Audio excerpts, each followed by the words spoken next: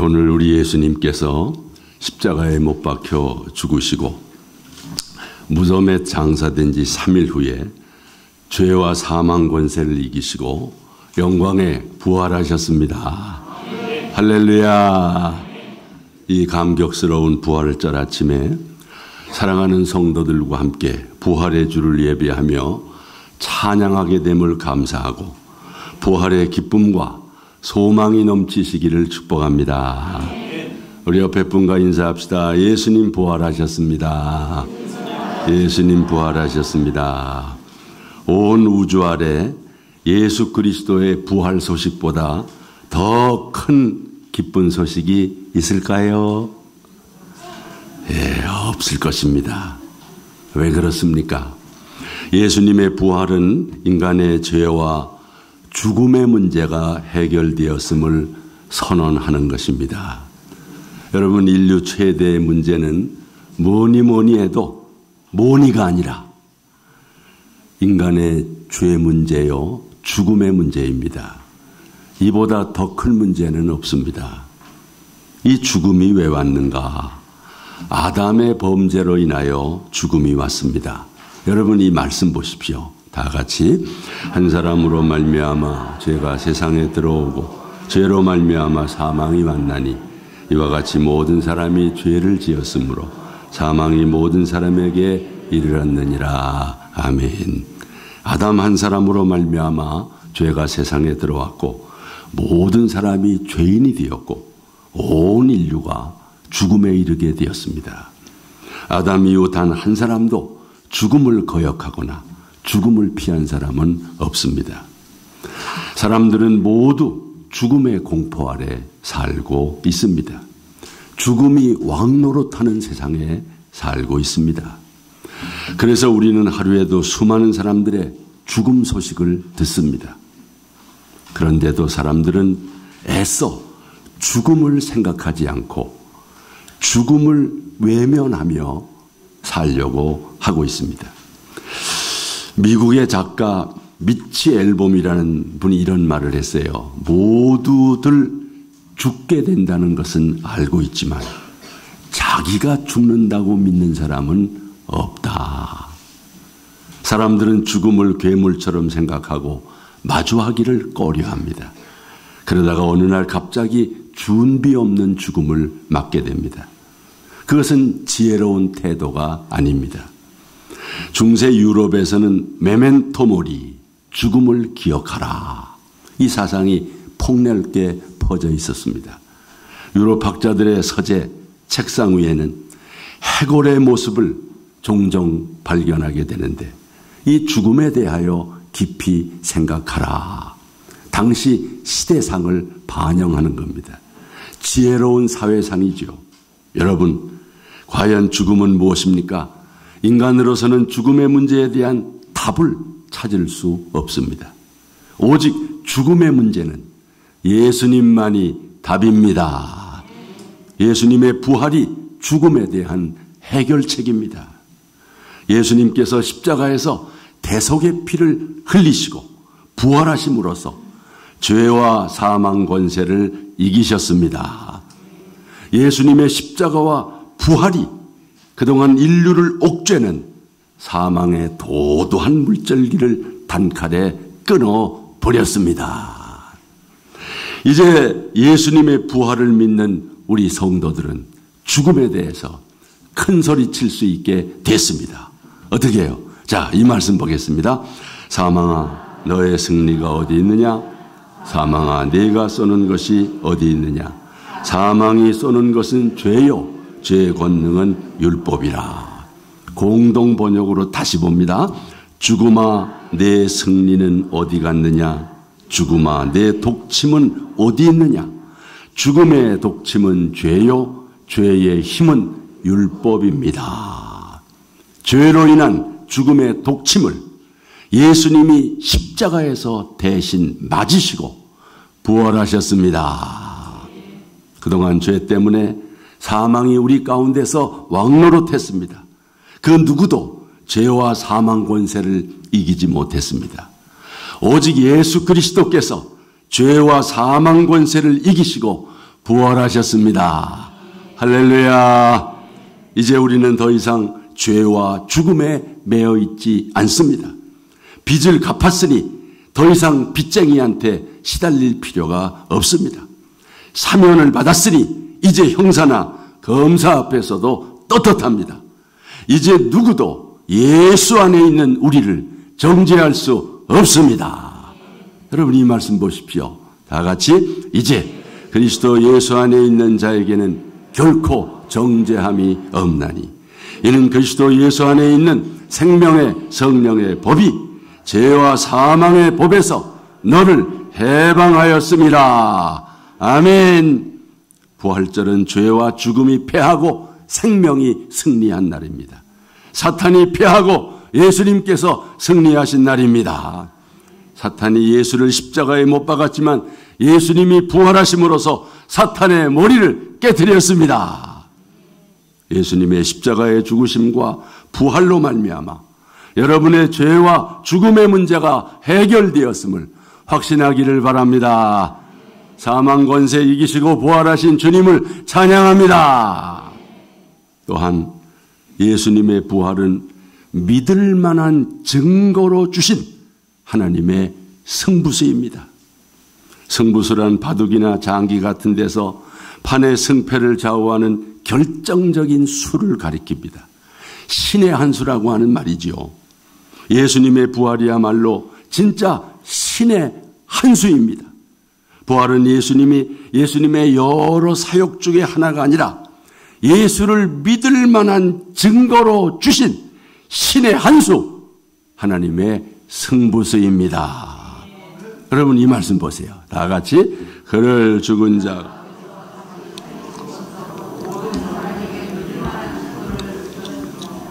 공동 번역으로 다시 한번 읽겠습니다. 그분을 죽은 자들 가운데서 다시 살리심으로써 모든 사람에게 그 증거를 보이셨느니라.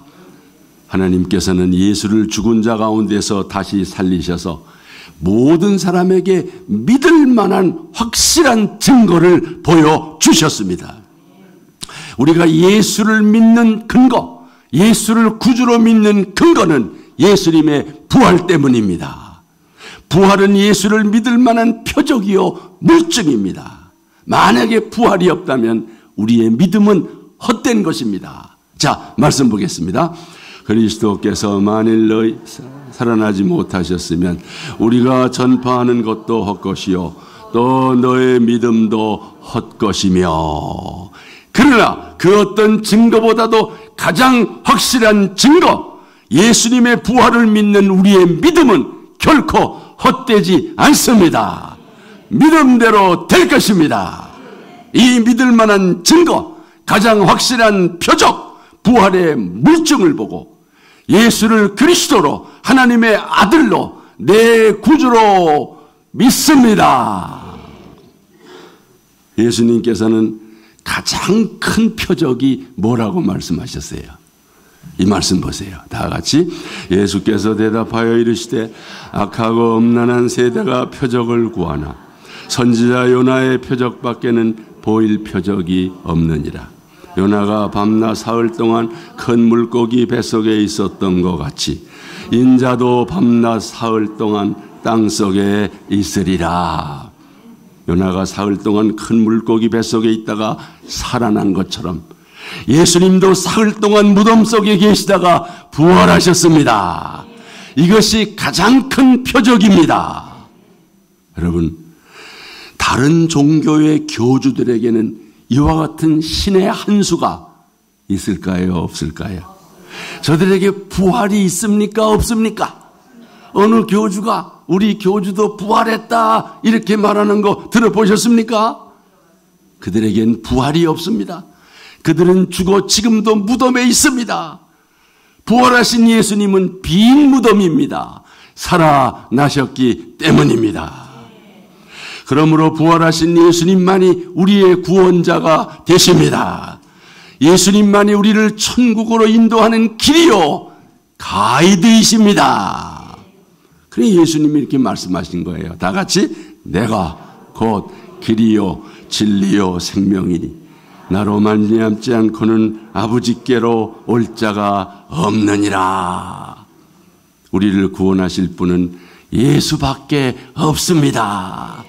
이 말씀 보세요. 다른 이로서는 구원을 받을 수 없나니 천하 사람 중에 구원을 받을 만한 다른 이름을 우리에게 주신 일이 있습니까? 없습니까? 없습니다.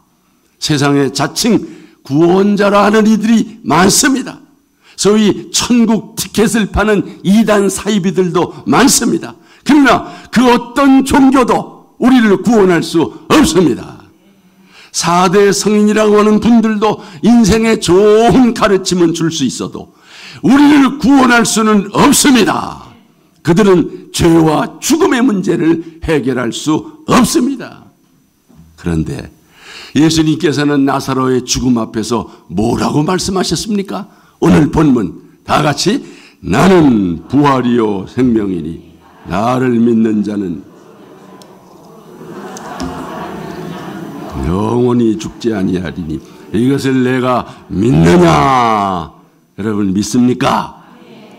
우리 어린이들도 믿습니까? 아멘. 우리 학생들도 믿습니까? 믿습니까? 아멘 해봐. 아멘 왜 안 해? 예수님께서는 이렇게 말씀하신 대로 십자가에 달려 죽으셨다가 부활하신 것입니다. 부활의 주를 찬양합니다. 또 예수님의 부활은 우리 믿는 성도들의 부활과 영생을 보증하는 것입니다. 예수님께서 부활하신 것은 마치 죽은 줄만 알았던 나무가 살아서 열매를 맺은 것과 같습니다. 예수님의 부활은 죽은 자들 가운데서의 첫 열매입니다. 여러분 말씀 보겠습니다. 다 같이 그러나 이제 그리스도께서 죽은 자 가운데서 다시 살아 잠자는 자들의 첫 열매가 되셨도다. 아멘. 지금까지는 죽었다가 다시 산 사람이 없었습니다. 잠시 살았다가 살았다는 사람도 또 죽었습니다. 그러나 이제는 아닙니다. 예수님께서 부활의 첫 열매가 되신 것은 앞으로 계속해서 부활의 열매가 맺을 것을 말씀합니다. 그 사인입니다. 예수님의 부활을 믿는 성도들의 부활을 예표하는 것입니다. 여러분도 저도 언젠가는 죽습니다. 그러나 다시 부활할 것입니다. 부활을 믿으시기 바랍니다. 만물이 소생하는 새봄입니다. 봄은 생명과 부활의 계절입니다. 모든 식물들이 봄을 맞으니 새싹을 키우고 아름다운 꽃을 피웁니다. 이것도 일종의 부활입니다. 종교개혁자 마틴 루터가 한 말입니다. 봄철이 되어 새롭게 움트는 새싹마다 피어나는 꽃잎마다 주님께서 부활의 약속을 새겨 놓으셨습니다. 여러분, 이런 자연의 부활을 보면서 만물의 영장인 인간이 죽음으로 끝나겠는가? 더욱이 예수 생명을 가진 자가 죽음으로 끝나겠는가? 아닙니다. 우리는 부활과 영생을 소망합니다. 예수의 생명을 소유한 사람은 반드시 부활합니다. 예수가 생명의 근원이요 원천이기 때문입니다. 여러분 이 말씀 보세요. 다 같이 아들이 있는 자에게는 생명이 있고 하나님의 아들이 없는 자에게는 생명이 없느니라. 어미달기 20일 동안 계란을 품고 있으면 병아리가 껍질을 깨고 나옵니다. 근데 아무 계란이나 다 병아리가 나오는 것이 아닙니다. 소위 유정란에서는 병아리가 나오지만 무정란은 다 썩어버립니다. 예수를 믿고 영접해서 예수 생명을 가진 사람은 유정란 신자입니다. 그러나 예수 믿지 않는 사람은 무정란입니다. 예수 생명을 가진 유정란 신자는 반드시 부활합니다. 여기는 무정란이 한 사람도 없기를 바랍니다. 다 예수 믿고 예수 생명을 가져서 유종난 신자가 되어서 주님이 호령과 천사장의 소리와 하나님의 나팔로 하늘에 재림하실 때에 다 무덤에서 일어나 부활하시기를 축복합니다. 씨앗이 땅에 떨어져 죽지만 새싹이 돋아나듯이 사람도 죽지만은 반드시 부활할 것입니다. 어떤 목사님이 호기심 많은 어린 아들을 데리고 시골길을 걷고 있었습니다. 이때 논두렁에 콩을 심는 것을 보고 아들이 묻습니다. 아빠, 저건 뭐 하는 거예요? 그랬더니 저건 콩을 심는 거란다. 아빠, 저건 또 뭐예요? 거기는 고추를 심고 있구나. 한참 지나 공동묘지 옆을 지나는데 마침 장사를 지내고 있었어요. 이때 아들이 아빠, 저건 또 뭐예요? 저건 죽은 사람을 땅에 묻는 거란다. 그때 아들은 잠시 무엇을 생각하는가 싶더니 아빠, 저거는 사람을 심는 거로군요. 이때 목사님의 내리에 섬광처럼 번뜩이는 것이 있었습니다. 그렇구나. 믿지 않는 사람은 땅에 묻히는 거지만 믿는 사람은 땅에 심는 것이로구나. 성경적인 깨달음이었습니다. 여러분, 고린도전서 15장 부활장의 약속을 다시 한번 보겠습니다. 다 같이 죽은 자의 부활도 그와 같으니 썩을 것으로 심고 영광스러운 것으로 다시 살아나며 약한 것으로 심고 강한 것으로 다시 살아나며 육의 몸으로 심고 신령한 몸으로 다시 살아나나니 육의 몸이 있은즉 또 영의 몸도 있느니라. 아멘. 그렇습니다. 우리 믿는 사람은 땅에 묻히는 것이 아니라 심겨지는 것입니다. 왜? 다시 부활하니까. 옆에 분과 다시 한번 인사합시다. 묻히지 마시고 심겨지길 바랍니다. 묻히지 마시고 심겨지길 바랍니다. 그러면 우리가 어떤 모습으로 부활할까? 이 고린도전서 15장 부활장에 자세히 나왔어요. 부활의 몸은 가장 아름답고 찬란하고 영광스러운 모습입니다. 마치 식물에 있어서 뿌려진 씨와 식물의 형태가 전혀 다른 것과 같습니다.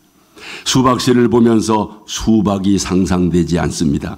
마찬가지로 이 육체가 죽어서 전혀 다른 모습으로 부활할 것입니다. 마치 모든 생물의 형체가 각각 다르듯이 부활의 형체도 전혀 다른 모습일 것입니다. 가령 사람의 육체, 짐승의 육체, 새의 육체, 물고기 육체가 각각 다릅니다. 형형색색의 금붕어의 아름다움을 상상해 보세요. 또 하늘에 속한 형체도 있고 땅에 속한 형체도 있습니다. 해의 영광, 달의 영광, 별의 영광도 각각 다릅니다. 이 모든 형체에 비해 부활의 모습은 가장 찬란하고 영광스러운 모습이 될 것입니다. 천사보다 더 아름다운 모습이 될 것입니다. 여러분, 육신은 욕된 것입니다. 죄를 지을 가능성이 있고 수치와 부끄러움을 당할 수 있습니다. 그러나 부활의 몸은 인간적 연약성으로부터 완전히 자유한 몸입니다. 부활의 몸은 죄와 상관없는 몸입니다. 범죄 이전의 모습이요, 하나님의 형상을 완전히 회복한 모습입니다. 예수님과 같은 수준의 모습이 될 것이다. 자, 이 말씀입니다. 다 같이 사랑하는 자들아, 우리가 지금은 하나님의 자녀라. 장래에 어떻게 될지는 아직 나타나지 아니하였으나 그가 나타나시면, 여기 그가 예수님이에요. 그가 나타나시면 우리가 그와 그 예수님과 같을 줄을 아는 것은 그의 참모습 그대로 볼 것이기 때문이니. 아멘. 완전히 예수님과 같은 부활의 몸으로. 여러분, 부활의 때에는요, 얼굴이 잘나고 그런 것도 없어요. 키가 크고 작고 그런 것도 없어요. 무슨 장애가 있다 없다 그런 것도 하나도 없는 완전한 몸이 될 것입니다. 그날의 천사가 우리를 부러워할 것입니다. 그런 신령한 몸으로 다시 살게 하시려고 사실 죽음이라고 하는 과정이 있는 것입니다. 여러분, 헌 옷을 벗어야 새 옷을 입잖아요. 헌 집을 허물어야 새 집을 짓잖아요. 우리 육신이 죽어야 부활의 몸이 다시 나는 것입니다. 자, 아까 그 말씀을 우리 쉬운 성경으로 다시 한번 보겠습니다. 다 같이. 죽은 사람들의 부활도 이와 같습니다. 몸은 묻히면 썩지만 썩지 아니할 다시 살아납니다. 천한 몸으로 묻히지만 영광스러운 몸으로 다시 살아나며 약한 몸으로 묻히지만 강한 몸으로 다시 삽니다. 육체의 몸으로 묻히지만 영의 몸으로 다시 살아납니다. 육체의 몸이 있으면 영의 몸도 있는 것입니다. 믿으시기를 바랍니다. 가장 아름답고 찬란하고 영광스러운 부활의 모습을 바라보며 기뻐하며 소망하시기를 축원합니다.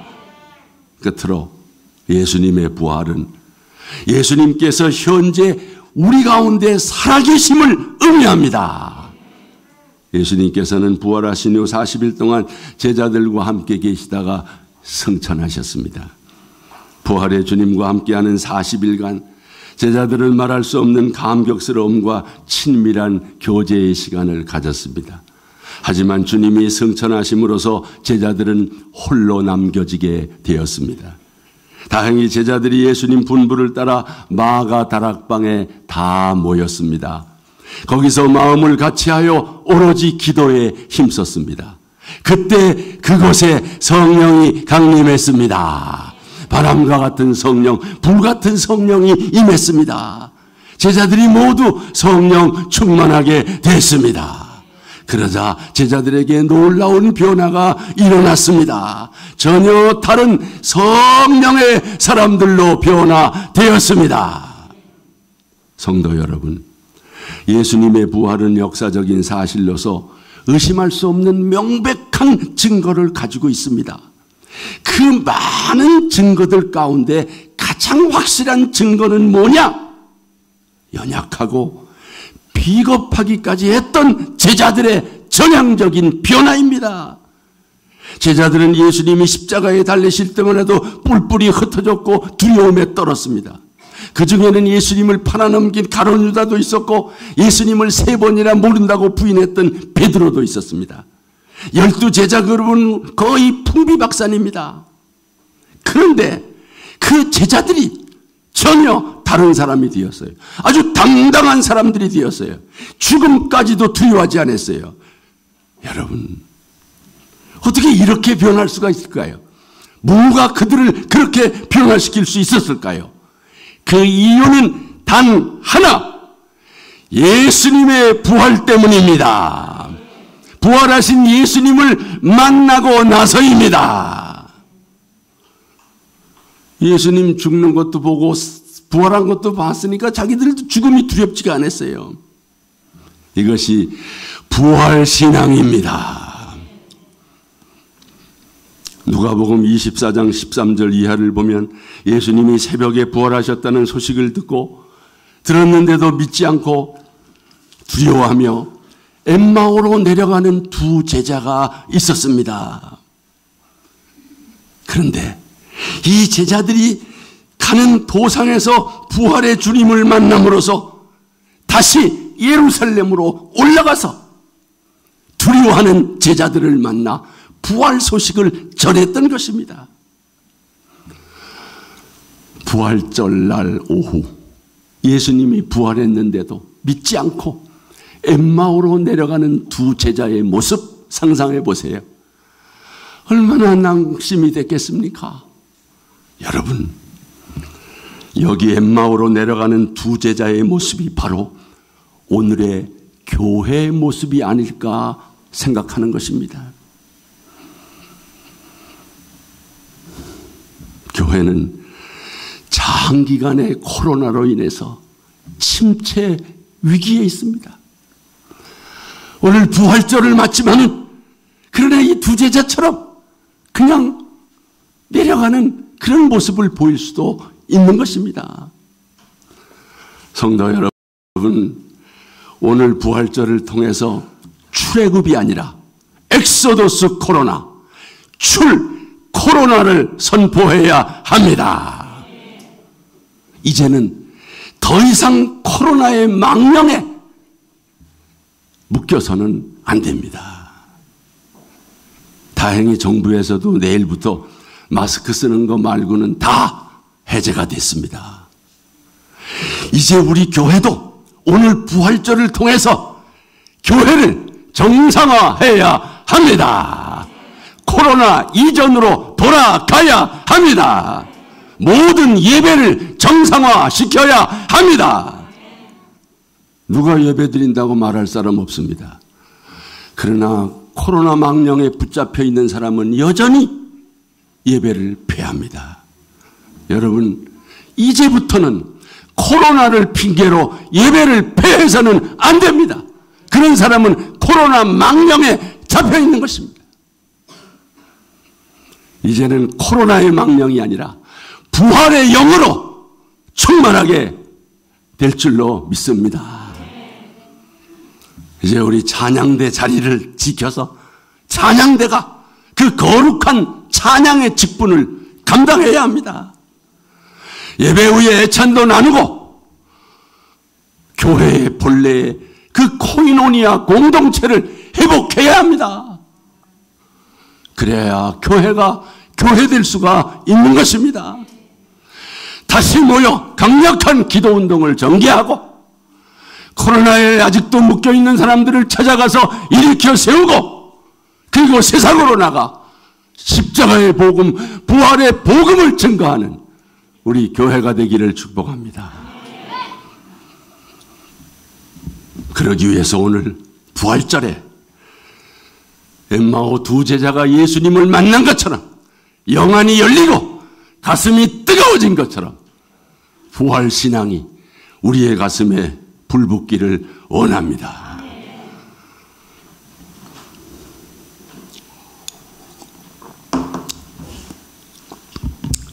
설교할 거 뒤에 조금 더 있는데 우리 애기들 힘들까 봐 그만둬야 되겠어.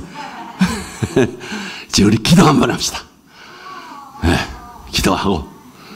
네. 여러분, 오늘 부활절을 맞이해서 부활의 신앙으로 충만하게 해달라고, 부활의 영으로 충만하게 해 주옵소서. 그래서 코로나의 망령은 거두어지게 해 주시옵시고 교회가 교회되게 하여 주옵소서. 우리 교회가 정상적으로 회복되게 하여 주시옵소서. 우리 통성으로 한번 기도합시다.